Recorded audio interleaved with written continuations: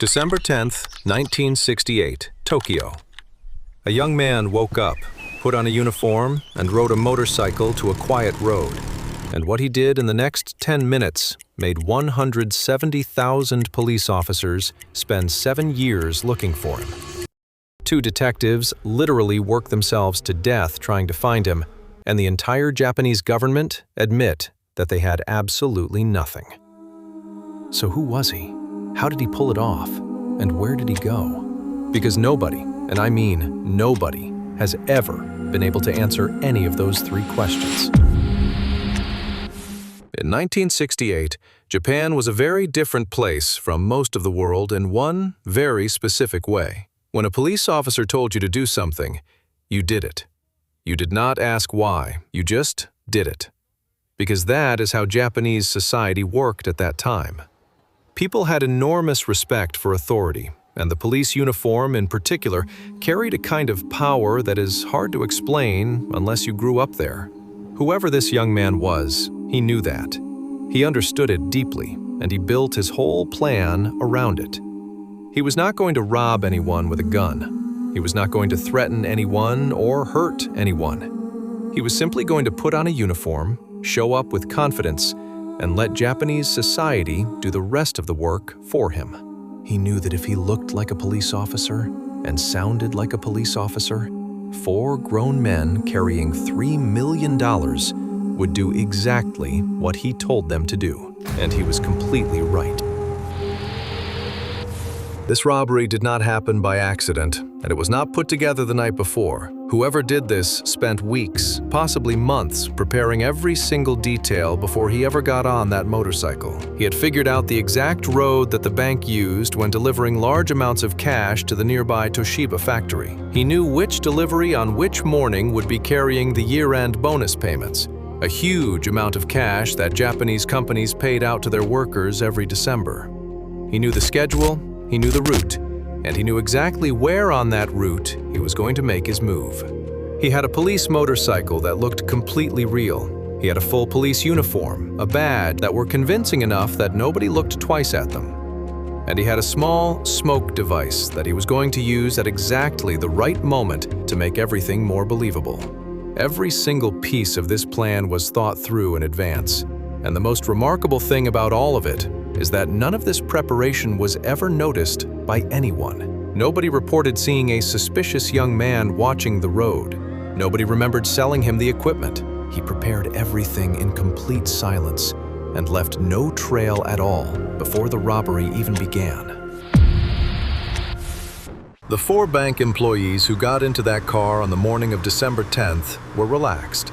They loaded 294 million yen into a sedan and started driving toward the Toshiba factory, the same way the bank did every year at this time. To give you an idea of how much money that was, in 1968, Japan, that amount could buy dozens of houses. At around 9:20 in the morning, a police motorcycle appeared behind them, and the officer signaled them to pull over. The driver pulled over immediately without a second thought, the way anyone would. The young officer who got off that motorcycle and walked toward their car looked completely normal. The uniform was right, the badge was right, and the way he walked and carried himself was exactly what you would expect from a real officer. There was not a single thing about him that raised any suspicion in any of the 4 men watching him come toward their window. The officer reached the window and calmly told them that he had just come from the home of the bank branch manager, where a serious threat had been received that morning. Someone had reportedly planted a bomb underneath this exact vehicle, and he had been sent to intercept them before they reached the factory. He needed to check under the car right now to see if the threat was real. The 4 men were scared, but they also felt safe because a police officer was standing right there handling the situation. They watched him get down on the ground and slide under the car to inspect it. They sat there waiting, hearts going a little faster than normal, staring at the road ahead. Then, the smoke started coming out from under the car. The officer scrambled out from underneath, looking urgent and serious, and told them the device was already active and they needed to get away from the car right now, immediately, as fast as possible. All four men ran as fast as they could away from the car, completely convinced that it was about to explode, and that every step they took was saving their life.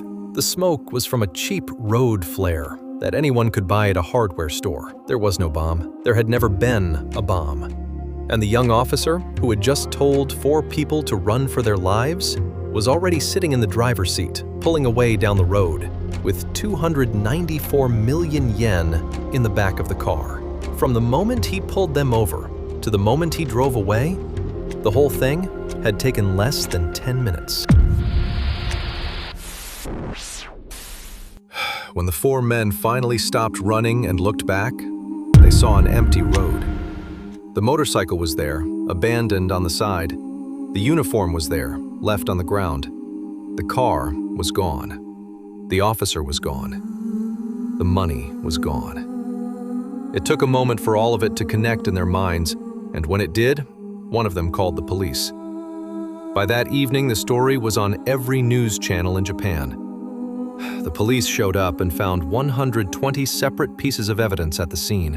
The motorcycle, the uniform, the badge, the flare, tire tracks, footprints, and dozens of other items. On the surface, that looked very promising. The problem was that all of that evidence told investigators exactly what had happened, but almost nothing about who had done it. They had a very clear picture of the crime. They had no picture of the criminal. What came next was the biggest manhunt in Japanese history. At its peak, 170,000 police officers across the entire country were actively working to find this one man, a number bigger than most armies in the world.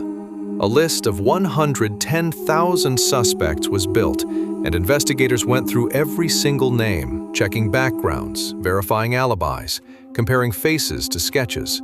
Over 780,000 composite photographs were printed and distributed across the country. Tips came in from everywhere. Every lead was followed.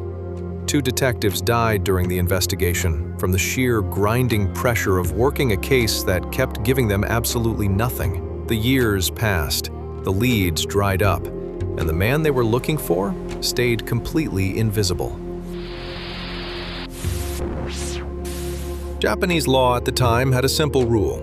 If someone was not caught within 7 years of a robbery, the case expired, and they were legally free forever. From the first day of the investigation, that clock had been running. On December 10, 1975, exactly 7 years after the robbery, it hit zero. The case was closed. The thief was now completely untouchable. He could have walked into a police station that afternoon and confessed everything, and nobody could have touched him. The 294 million yen was never recovered. Not a single yen of it ever surfaced.